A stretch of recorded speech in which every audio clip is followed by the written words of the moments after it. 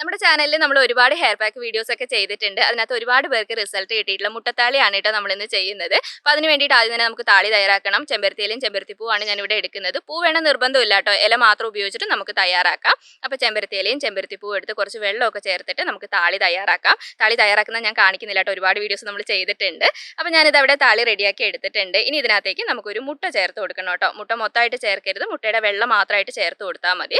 എന്നിട്ട് നമുക്കിത് നന്നായിട്ട് മിക്സ് ചെയ്ത് എടുക്കാം. അപ്പോൾ നമ്മുടെ മുട്ടത്താളി ഇവിടെ റെഡി ആയിട്ടുണ്ട്. പാക്ക് മുടിയിൽ തേക്കുന്നതിന് മുമ്പായിട്ട് മുടിയിൽ കുറച്ച് ഓയിൽ നമുക്ക് തേച്ച് കൊടുക്കാം കേട്ടോ, അല്ലെങ്കിൽ മുടി ഒരുപാട് ഡ്രൈ ആയി പോകും. പാക്ക് മുടിയിലേക്ക് തേക്കേണ്ട ആവശ്യമില്ല, സ്കാൽപ്പിലാണ് കേട്ടോ നന്നായിട്ട് തേച്ച് കൊടുക്കേണ്ടത്. അപ്പോൾ അങ്ങനെ സ്കാൽപ്പിൽ നന്നായിട്ട് പാക്ക് തേച്ച് ഒരു 15 മിനിറ്റ് നേരം വെച്ചിട്ട് കഴുകിയാൽ മതി. കഴുകുന്ന സമയത്ത് ഷാമ്പു ഒന്നും ഉപയോഗിക്കരുത്, വെറുതെ വെള്ളത്തിൽ കഴുകിയാൽ മതി കേട്ടോ. അപ്പോൾ ആഴ്ചയിൽ ഒരു തവണ നമ്മൾ ഇതുപോലെയുള്ള പ്രോട്ടീൻ പാക്കൊക്കെ നമ്മുടെ മുടിയിൽ ഉപയോഗിക്കുകയാണെങ്കിൽ ഹെൽത്തി ആയിട്ടുള്ള ഒരു ഹെയർ ഗ്രോത്ത് ഉണ്ടാവാൻ വേണ്ടിയിട്ട് ഇത് നന്നായിട്ട് സഹായിക്കും. പറ്റുന്നവർ ട്രൈ ചെയ്ത് നോക്കുക. ഇതിൻ്റെ ഡീറ്റെയിൽഡ് വീഡിയോ നമ്മുടെ ചാനലിലുണ്ട്.